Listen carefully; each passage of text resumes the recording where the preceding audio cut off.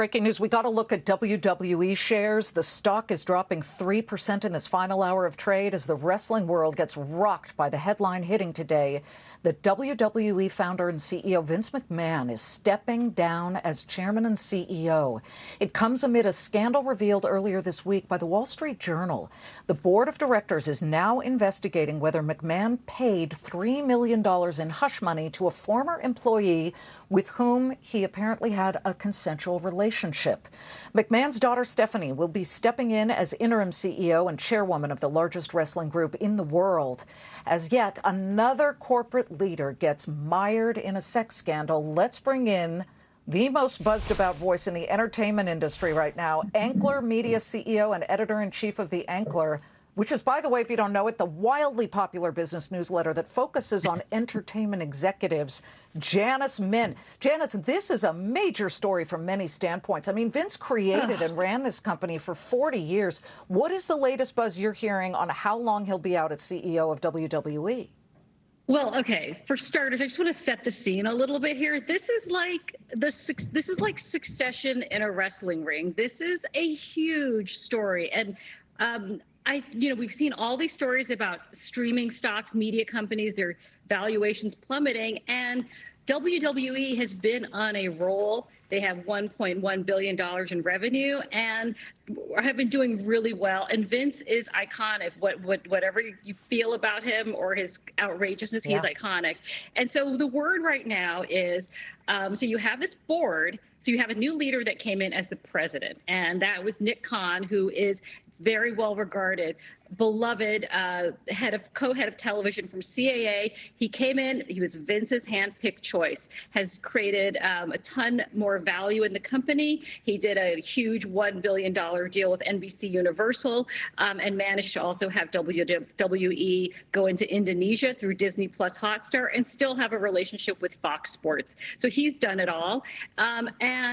But the real twist in all of this has been Stephanie McMahon, the daughter who sort of cryptically left in May and claiming that she had wanted to deal with her family. And as I think some wrestling fans know, her husband is Triple H, a wrestler, and he had had some pretty serious heart issues. I'm sure everyone knows who Triple H is.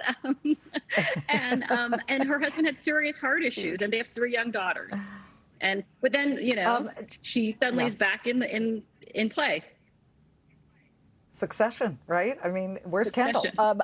Some CEOs cannot survive sex-related scandals. Obviously, Harvey Weinstein of the Weinstein Group, Steve Easterbrook of McDonald's, Intel's Brian Krzanich, Les Moonves of CBS. You don't see these guys anywhere anymore. Others manage a second life, right? Hewlett-Packard's Mark Hurd went on to run Cisco after a scandal. Yes. Which side do you believe Vince will land on here? I think the investigation will tell us. The thing is, Vince is not the kind of guy you're going to go, he's not going to go run IBM after this, right?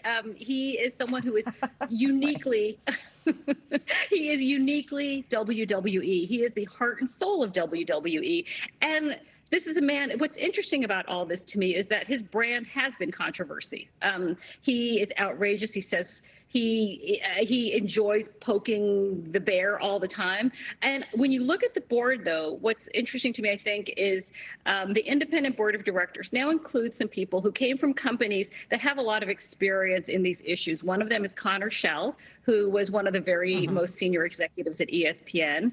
You have Erica Bardini, who is the CEO of Barstool Sports, who have they've been in the center of a lot of culture wars. And then you have Steve Koonin, who's the CEO of the Atlanta Hawks. And as we know, the NBA has gone through a lot of pains to clean up all the reputational, cultural issues in their organization. I think that those are probably 3 directors to watch as they figure out what to do here. But I think, as we've also seen with these sorts of stories, Liz, like where there's smoke, there's fire. That I would be surprised if this is the last we hear of allegations and claims coming out of WWE. We don't know that, but I think that's going to be, that will be the thing that tips the balance here. It's kind of interesting. They did put out a news release yesterday and reconfirmed it at this hour that Vince will appear on the WWE show tonight at 8 p.m.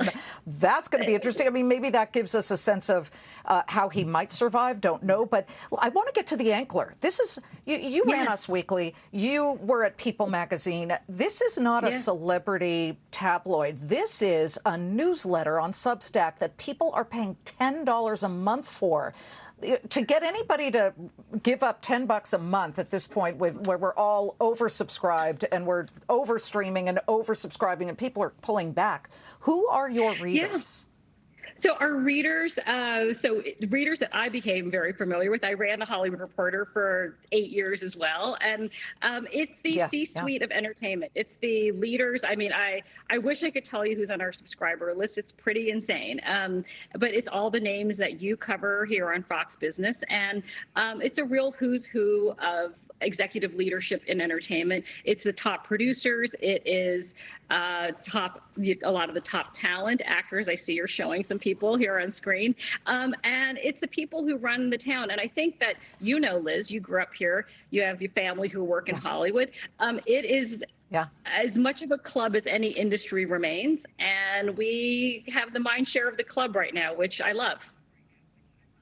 Yeah. I'd be remiss if I didn't throw you. We were just showing People magazine covers.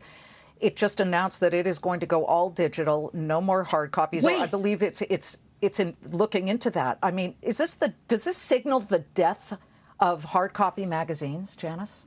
Well, I mean, Liz, you have kids. Have you tried to get them to read a magazine? It's like you're handing them a giant spider. It's like, ooh, get it away from me. Like nobody okay, wants boomer. to hold it. And I mean, there's no one who loves magazines more than I do. I don't consume my media that way anymore. So I think, producing a magazine's expensive. Producing digital content, a lot less expensive. So I think they will just inevitably have to follow those trends. Well, the trend right now is if you are in business or looking at the business of entertainment and the revolving door and all the drama around it, which I think is better than Hollywood and the movies that go on about it, look at the Ankler. And Janice is, of course, the CEO of Ankler Media. Thank you. Come back again, Janice. Something tells me there's going to be more to this story and many others. Absolutely. Thank you so much.